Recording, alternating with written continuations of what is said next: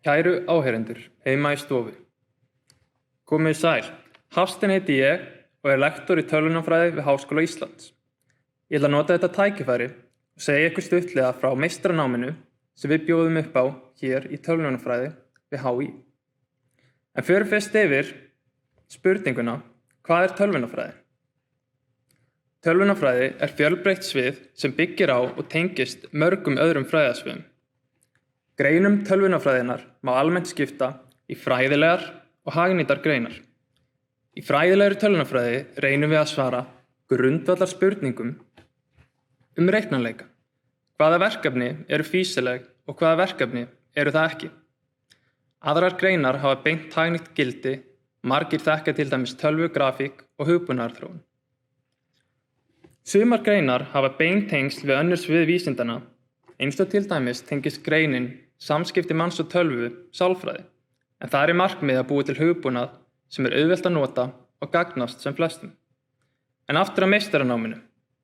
Af hverju ætti ykkur að fara í meistaranám í tölvunarfræði? Það er ágætt að ítreka mikilvægi menntunar.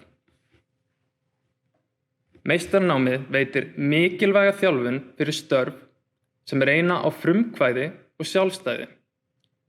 Það er nauðsynlegur undirbúningur fyrir þá sem ætla að stunda rannsóknir í tölvunarfræði eða fara í doktorsnám á skyldum sviðum.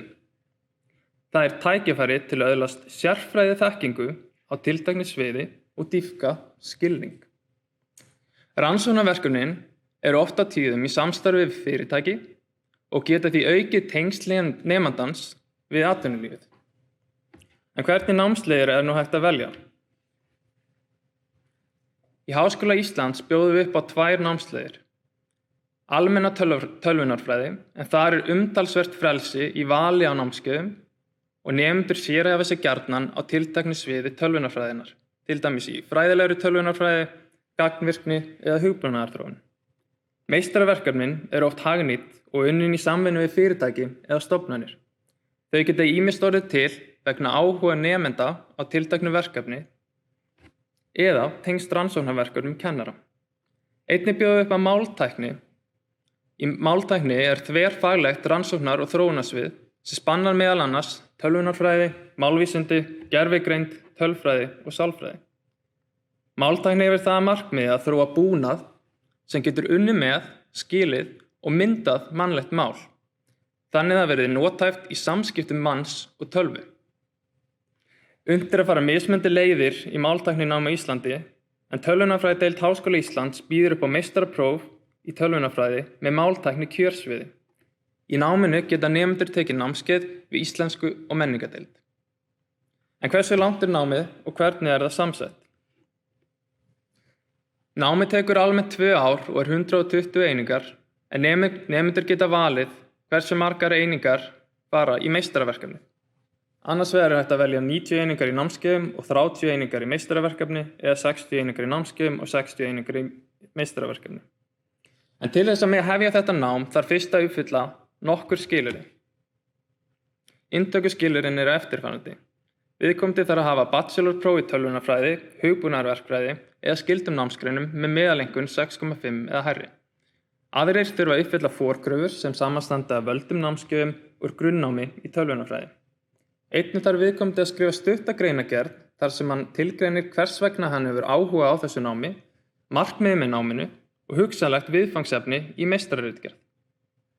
Ef eitthvað af þessum skilyrðum eru óljóst, þá getið þið haft samband við nemendaþjónustu verkfræði og náttúruvísindasviðs. En ef þessi skilyrði eru uppfyllt, þá erum við með nokkur áhugaverð verkefni í boði og ég ætla að nýta tækifærið til að segja ykkur aðeins frá þeim. Ingólfur ætlar að bjóða upp á verkefnið Samskiptamódel farsíma utan fjarskiptasvæða. Og þar er markmiðið að rannsaka eftirfarandi. Þó farsímasamband sé ekki mögulegt, geta símar samt sem áður sent skilaboð sín á milli með Wi-Fi og Bluetooth. Hversu vel geti slíkt kerfi virka á Íslandi? Hér er markmiðið að hanna samskiptamódel byggt á gögnum frá vegagerðinni ásamt því að gera áreiðanlega greiningu í kjölfarið með nemandi eins og hanna hugbúnaðarlausn byggða á samskiptamódelinu. Hér er langtíma markmiðið að samþætta þessa lausn við neyðarlínuna. Steinn ætlar að bjóða upp á verkefnið sjálfvirk greining á heilaritum. Markmið þessa verkefnis að þróa aðferð sem getur fundið búta í heilariti sem svarar til flogakasta, vöku, svefns og annarra ástanda. Gögnin svarar til milljóna klukkustundu af upptökum. Verkefni er unnið í samstarfi fyrirtækið Kvikna og hér er tækifæri til að nota aðferðir eins og til dæmis djúp tauganett. ESA ætlar að bjóða upp á verkefnið hreyfifræði álagsprófana og hér er spurningin: hversu margar sýndarvélar eða dokkargáma geta skýjaveitendur hýst og hvernig er best að dreifa verkefnum á veftíðuna?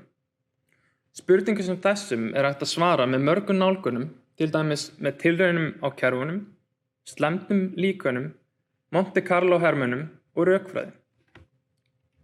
Sjálfur ætla ég að bjóða upp á verkefni duldar svipgerðir í textagögnum og þar er spurningin: getur sjálfvirk greining á textaupplýsingum úr sjúkraskrám afhjúpað áður óþekktar svipgerðir erfðasjúkdóma?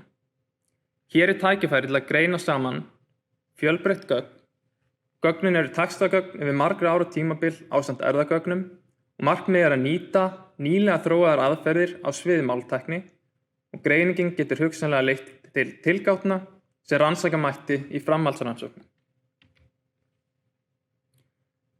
En við erum líka opin fyrir hugmyndaríkum nemendum sem langar að spreyta sig á eigin verkefnum. Við hjálpum ykkur að finna rétta leiðbeinandann sem getur aðstöðað ykkur frekar við mótun rannsóknarverkefnisins. En hvað tekur svo við að námi loknum? Meistaranemum standa til boða fleiri atvinnutækifæri, meðal annars á alþjóðlegum markaði. Könnun frá 2015 leiddi í ljós að 97% nema fengu vinnu tengda námi sínu, 60% fundu starf áður en námi lauk og 90% fundu starf innan 3 mánaða frá námslokum. En þá er þessari stuttu kynningu lokið. Á þessari glæru má finna leiðbeiningar til þess að nálgast fleiri upplýsingar námið. Og ef þið hafið einhverjar spurningar, þá getið þið sent okkur post eða hringt í ykkur. Þá vil ég bara þakka ykkur kærlega fyrir áheyrnina.